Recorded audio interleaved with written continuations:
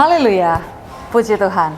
Selamat pagi Bapak Ibu Saudara semua yang diberkati Tuhan. Kembali lagi pagi hari ini bersama dengan saya Nathalie Segiling dalam program Berkat Pagi. Puji Tuhan, hari ini sama-sama kita mau membacakan satu ayat firman Tuhan yang terdapat dalam kitab terakhir di dalam Alkitab ini, yaitu kitab Wahyu. Wahyu pasal yang ketiga, ayat yang ketiga dengan perikop kepada jemaat di Sardis. Saya bacakan bagi kita semua. Pasal 3 ayat yang ketiga, demikian firman Tuhan, karena itu ingatlah bagaimana engkau telah menerima dan mendengarnya, turutilah itu dan bertobatlah. Dengar di sini saudara, karena jikalau engkau tidak berjaga-jaga, aku akan datang seperti pencuri, dan engkau tidak tahu pada waktu manakah aku tiba-tiba datang kepadamu. Nah Bapak Ibu Saudara yang diberkati Tuhan, dari kalimat ini terdengar seperti kalimat ancaman. Dikatakan jikalau engkau tidak berjaga-jaga. Ini seperti sebuah ancaman yang ditujukan kepada jemaat di Sardis saat itu. Nah apa sih sebenarnya yang sedang terjadi di sana? Ada apa dengan jemaat Sardis? Apakah kehidupan mereka menyimpang dari kebenaran firman Tuhan atau bagaimana?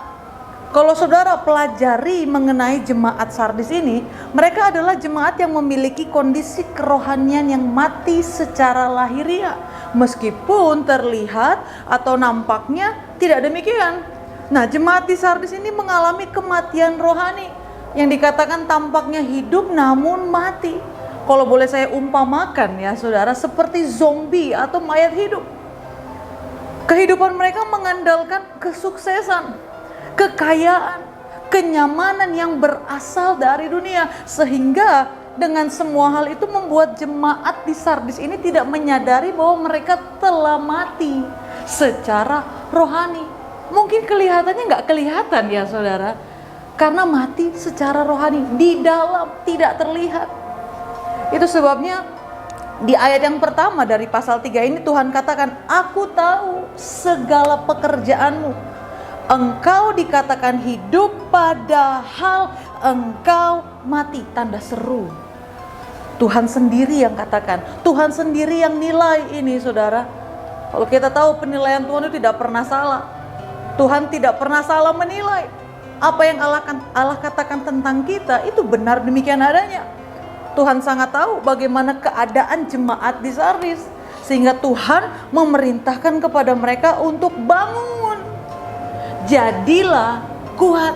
Berarti selama ini Sardis itu mereka sedang dininabobokan oleh keadaan dunia yang sebenarnya membuat mereka nyaman, enak dengan keadaan yang ada.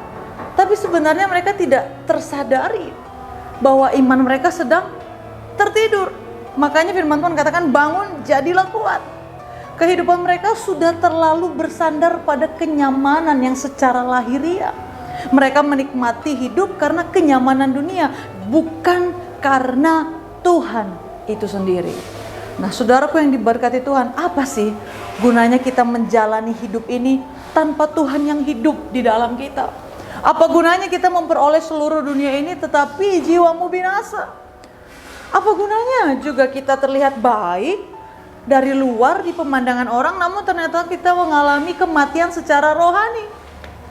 Saudaraku yang diberkati Tuhan, dunia ini begitu kuat menawarkan kepada kita berbagai macam kenikmatan dunia. Jikalau kita tidak hidup dalam firman Tuhan, maka akan sangat mudah kita terjebak di dalamnya. Memang dunia ini indah saudara, tapi keindahan dunia ini sementara. Dan kalau boleh saya tambahkan, keindahan dunia ini itu menjebak kita pada ujungnya, pada akhirnya. Memang saat kita mengikut Tuhan itu berat rasanya. Baik itu dialami oleh jemaat, umat Tuhan, ataupun hamba Tuhan, pendeta besar sekalipun. Yang namanya mengikut Tuhan memang semua rasa berat rasanya. Untuk bisa lakukan kebenaran kok sepertinya harus menderita, harus berkorban, harus terluka, harus melalui banyak proses. Tetapi dengar baik, janji Tuhan mengatakan penderitaan yang kamu alami saat ini tidak sebanding dengan kemuliaan yang akan dinyatakan kelak, jikalau kita tetap hidup dalam firman Tuhan. Haleluya. Kuncinya punya firman, saudara. Yang artinya apa? Firman itu nggak sampai di sini saja, saudara. Firman itu nggak sampai di sini saja, saudara. Tapi juga harus sampai di sini, yakni dihidupi. Firman dibaca tanpa dilakukan, ya sama saja mati, saudaraku. Firman itu akan jadi hidup saat kita melakukannya. Bukan berhenti sampai membaca dan mendengar, tetapi juga kemudian kita melakukannya. Itu sebabnya berkali-kali Tuhan menghendaki setiap kita anak-anak Tuhan, umat pilihan Tuhan, kesayangannya Tuhan. Tuhan menghendaki kita jadilah pelaku firman. Bukan sampai pembaca firman, bahkan juga bukan sampai pemberita firman Tuhan saja, tapi juga yang Tuhan cari ialah pelaku firman. Berbahagialah setiap mereka yang mendengar dan melakukan firman itu. Amin. Dunia ini menawarkan kenyamanan kepada kita yang kemudian tujuannya menjadikan iman kita tertidur.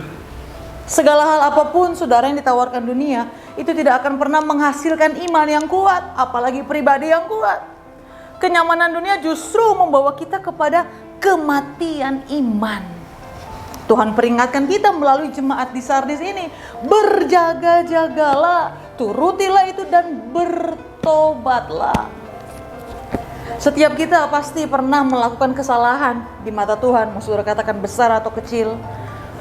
Pernah melakukan dosa, hal yang jahat di mata Tuhan. Tapi Tuhan katakan lewat firman-Nya, segeralah sadar, bangun, bertobatlah.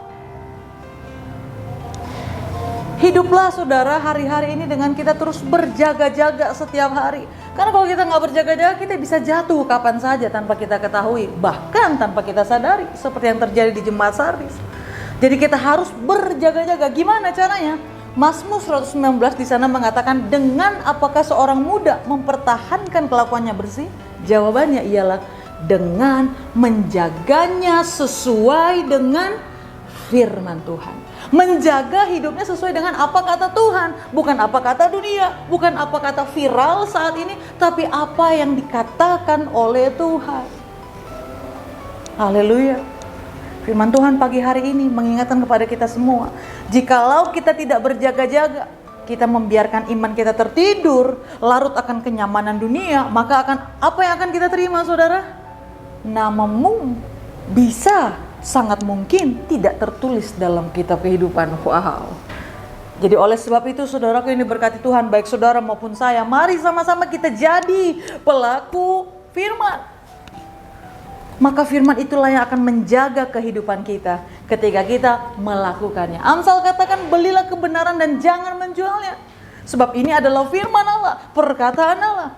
Dan ini hidup, perkataan Tuhan berkuasa jika kita melakukannya. Jadi saudaraku yang diberkati Tuhan, berapa lama lagi saudara akan hidup? Selama itulah jadi pelaku firman. Berapa lama lagi saudara masih diberikan Tuhan kesempatan hidup? Selama itulah terus berikan waktu saudara untuk baca Alkitab, renungkan firman dan melakukannya. Itu sebabnya saya katakan ini adalah senjata kita. Bukan hanya senjata melawan si iblis, tapi juga senjata untuk menjadikan kita kuat dan tetap bertahan sampai akhir, sampai kesudahannya. Haleluya. Tuhan Yesus memberkati kita semua. Selamat tahun baru 2026. Allah menyertai kita semua. Immanuel. Kami